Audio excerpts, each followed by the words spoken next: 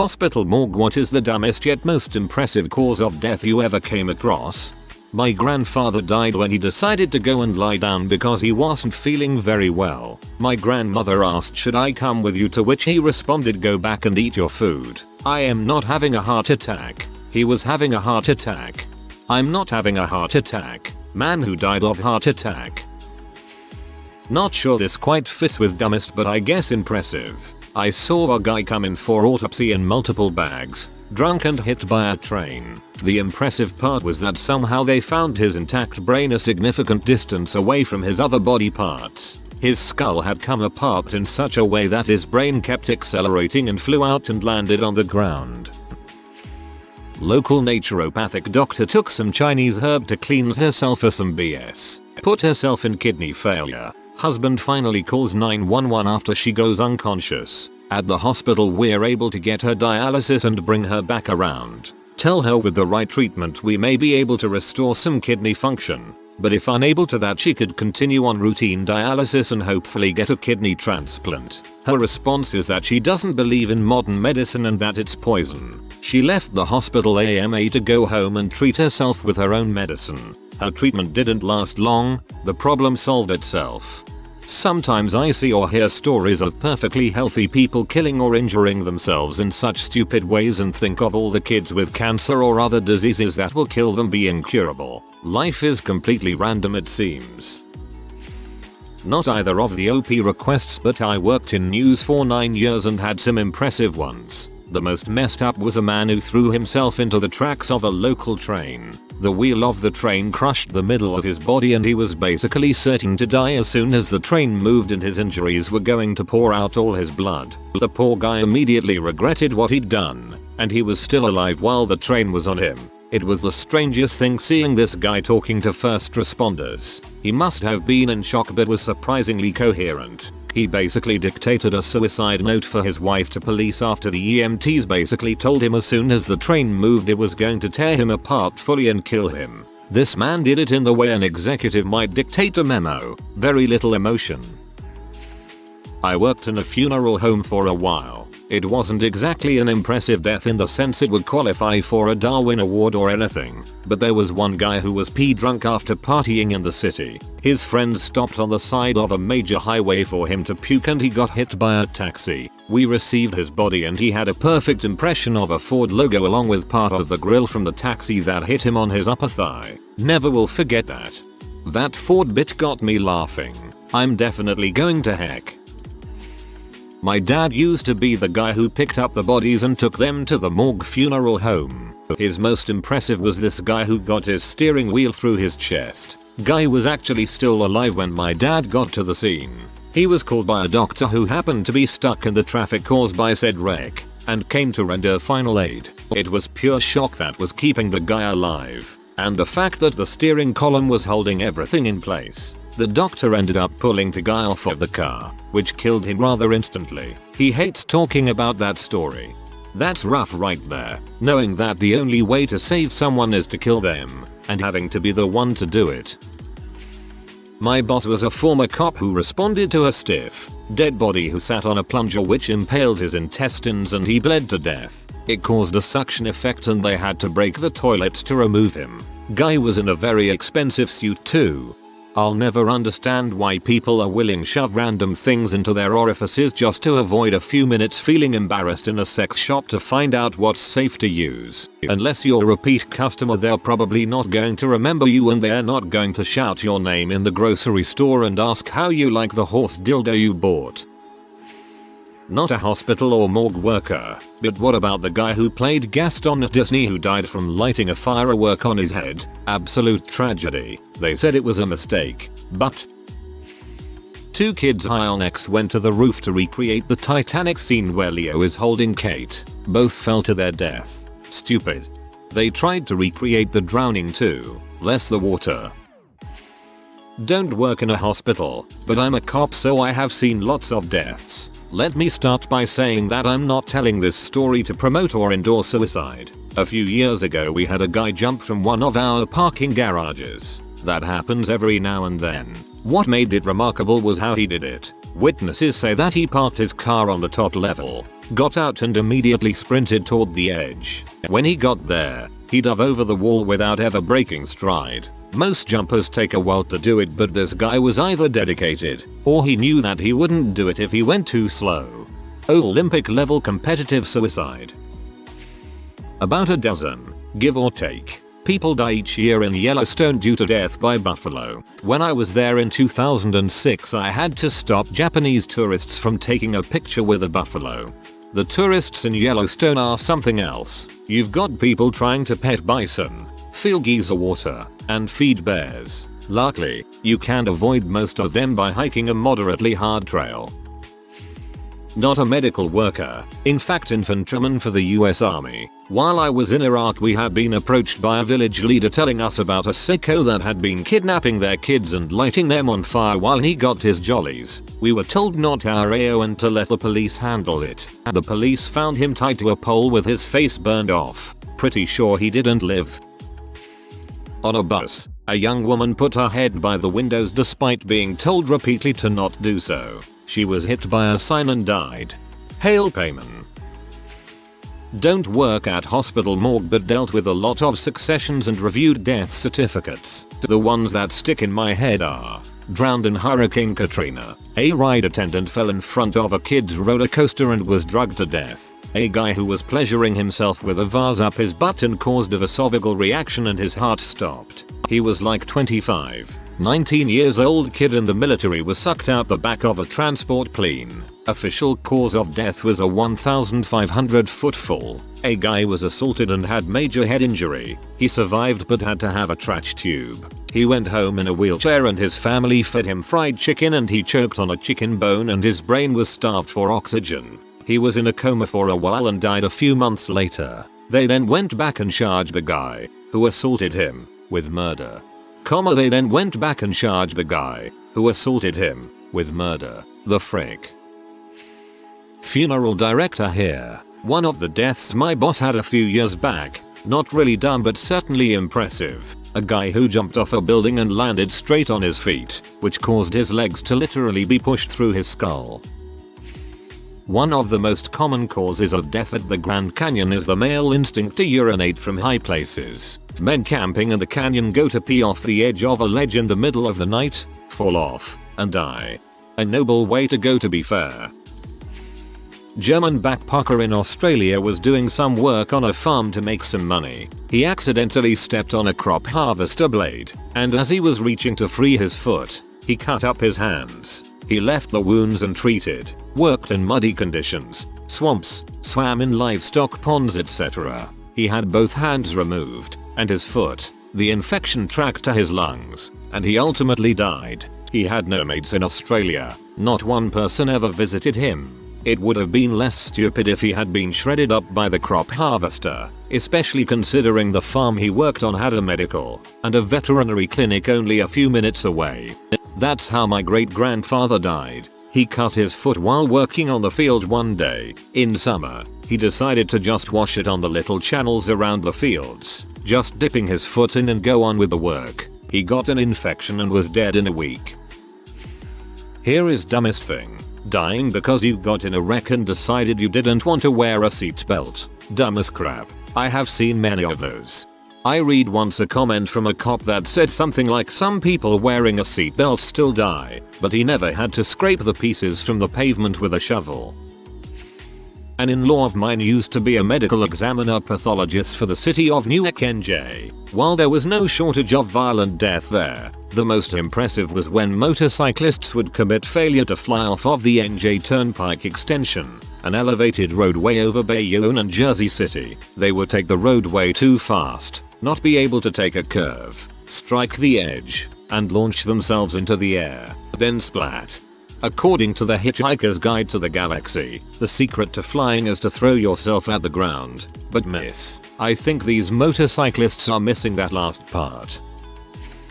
So I am very late, but me parents both work as doctors. My mum was working in A&E, accident and emergency, and basically what happened was that a guy on a motorbike was going too fast and at a stop, couldn't stop. He crashed into the wing mirror of a bus and the mirror took off his head, helmet and all. The worst part of the story is that this flying head flew into a bus stop, The head hit a woman who was waiting there and killed her. Kinda gives new meaning to the term headshot. Usually men don't go to the doctor when things are wrong, but this guy, he got an ear infection, went to the doctor, got a prescription for antibiotics, and then went hunting and decided not to take the antibiotics. Infection spread to his brain and he was in our ICU for a while. He very nearly died several times during his lengthy stay as a result, so I hope it's okay to include this story, but I think he actually survived. You'd look like a proper dingus dying from an untreated ear infection with a big juicy box of amoxicillin in the bathroom cabinet. Best one I've heard. Some guy got admitted to the ER for overdose, was given Narcan, woke up, acted like an butthole and left. 2 hours later he was admitted again but in several pieces. He tried to jaywalk and got hit by 5 cars which literally beheaded him. The hospital, when they hear that that guy was being readmitted, bruh. The hospital seeing him in several pieces, bruh. Patients refusing care out of fear or cultural beliefs. Honestly, on occasion I have run across situations that are depressing, maddening, and impressive, all out of devotion to one tenet of a religion's belief about how far medicine is allowed to go, accepting one treatment but refusing the one they need out of ideology and paying the ultimate price for it. I have a horrible related story. I know someone who bowed to the pressure of her JW church community. She refused a blood transfusion for her newborn. Sadly, the child didn't survive. They became depressed. The weirdest thing, if they are still a believer. I don't know if I could do this if I knew that my little one could have been saved, but it was forbidden, frowned on by our group. Is this where I mentioned that guy who tried to do homemade liposuction with a vacuum cleaner? Pretty sure he just sucked his organs out. Reminds me of an old episode from 1000 Ways to Die. Hello, healthcare worker here. Once had a young man come in non-responsive and with no heart activity. He got shot in the arm with a low caliber handgun. We took over resuscitation efforts from EMS and went on and on, not understanding why we couldn't get his heart to start again. Well, a nurse grabbed his arm to position it better and then she noticed blood on her fingers. So she looked and noticed there was a tiny amount of blood coming from his armpit. The doc ran and grabbed the ultrasound machine. What happened was, the bullet went through the arm, into the armpit, into the axillary vein and got pumped into the right atrium of the heart. I love you. My uncle was an EMT for a period of time.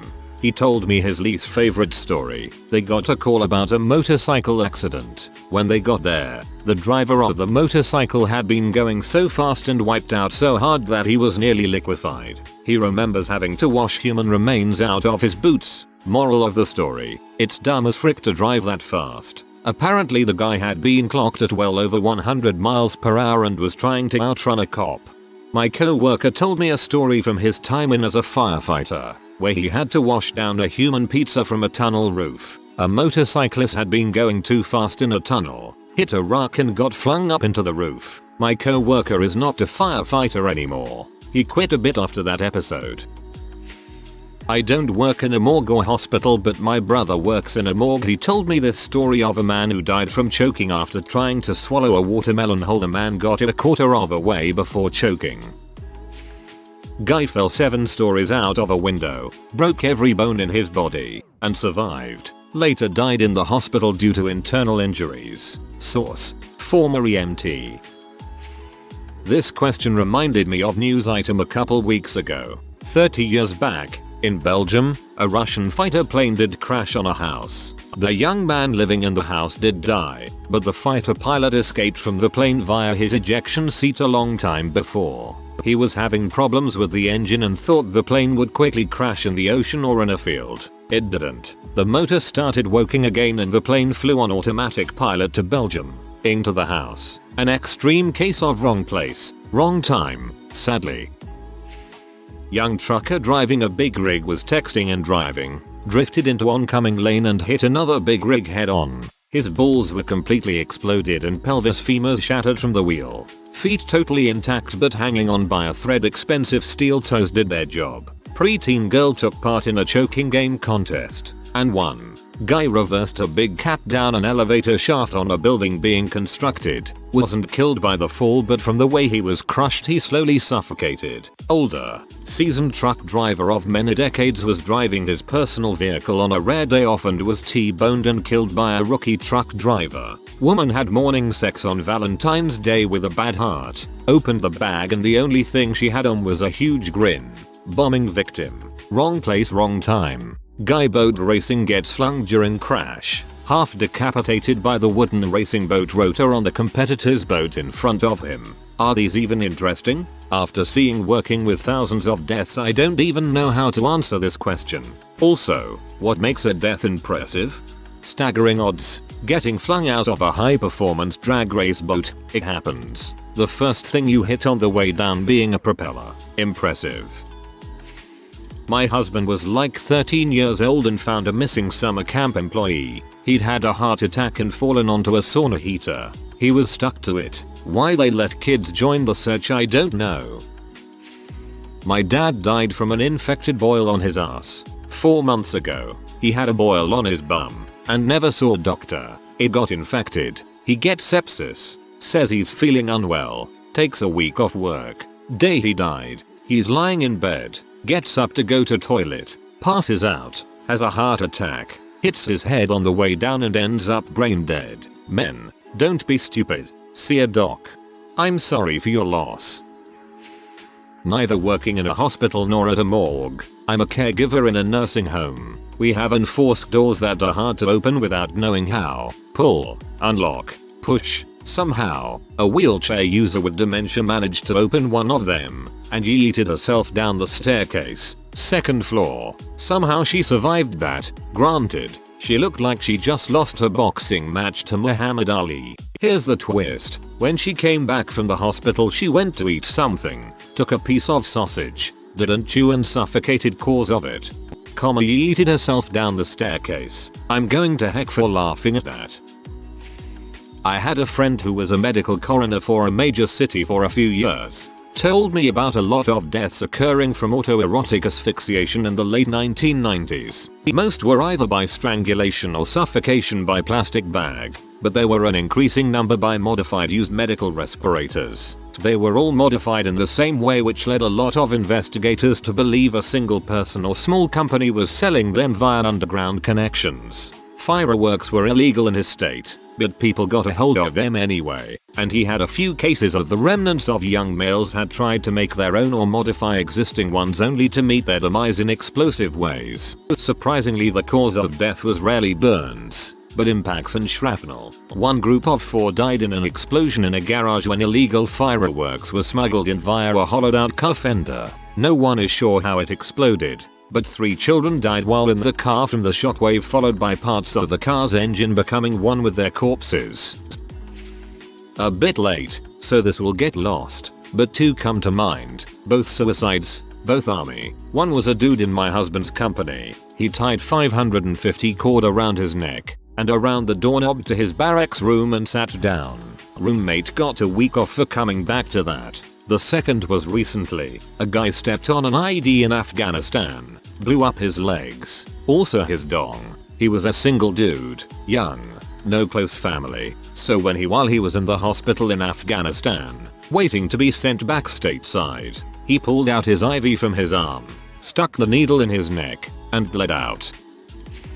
Anal bleeding from anal penetration. They consented midway when their partner asked if he should stop. Saw blood. They said no and that they liked the pain. This was all in a one-night stand.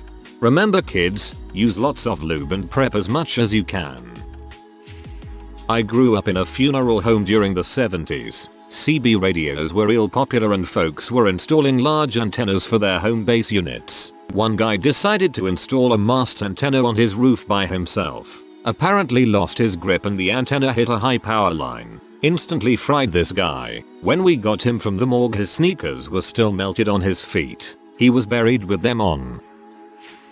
Okay, obligatory, not a hospital or morgue worker, was not even a witness, but do have some relevant tales. So here you go. Don't be scared by the wall of text. It's not one long story, it's 3 brief ones. In spouse's hometown, I think 2 or 3 decades ago, was a death so absurd it is still talked about. Railway crossing on a highway was poorly paved. super bumpy to drive over. Town worker was transporting a manhole cover in the back of a pickup truck. Didn't tie it down because that crap's too heavy to blow away, right? But by some fluke, the way he hit those rails at 110 kph and the resulting bounce of the truck, the manhole cover flew up in the air with tremendous force. It had enough momentum to smash through the side of the school bus passing the opposite direction, giving a child a fatal injury. So always tie down your load. Since I'm at it, I can give you some told to me on industrial construction gigs. Though thank goodness I never witnessed a work fatality personally.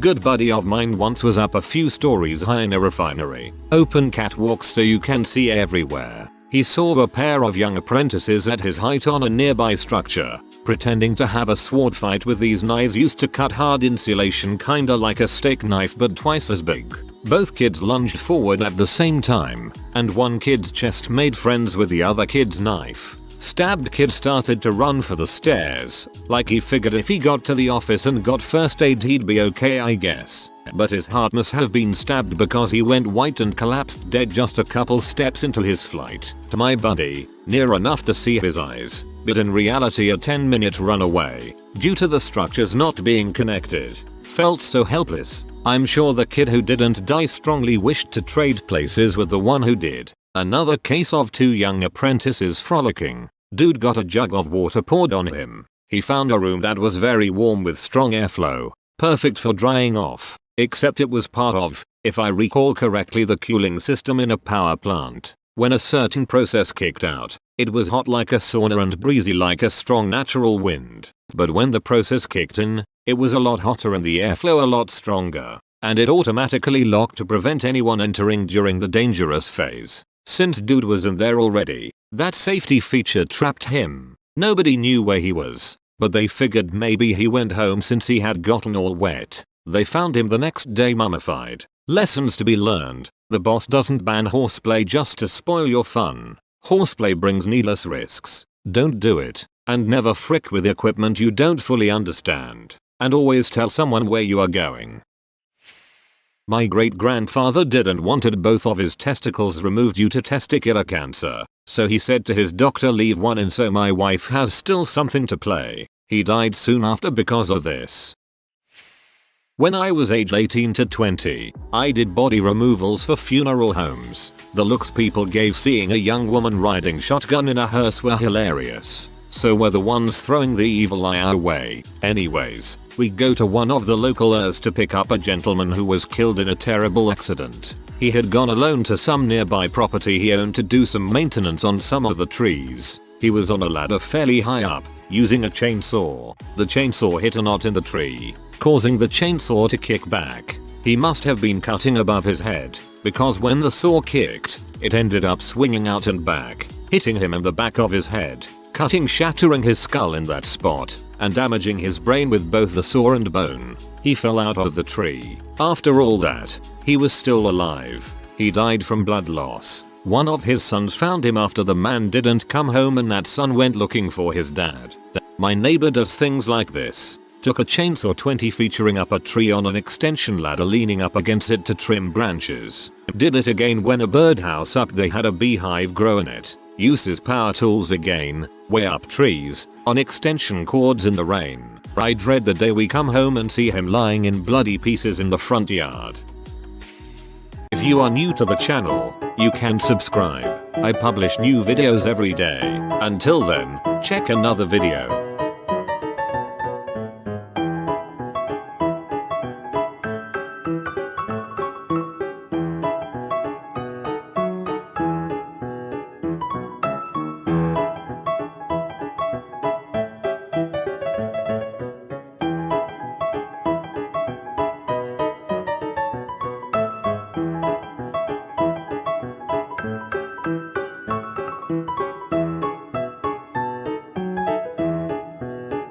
Bye for now.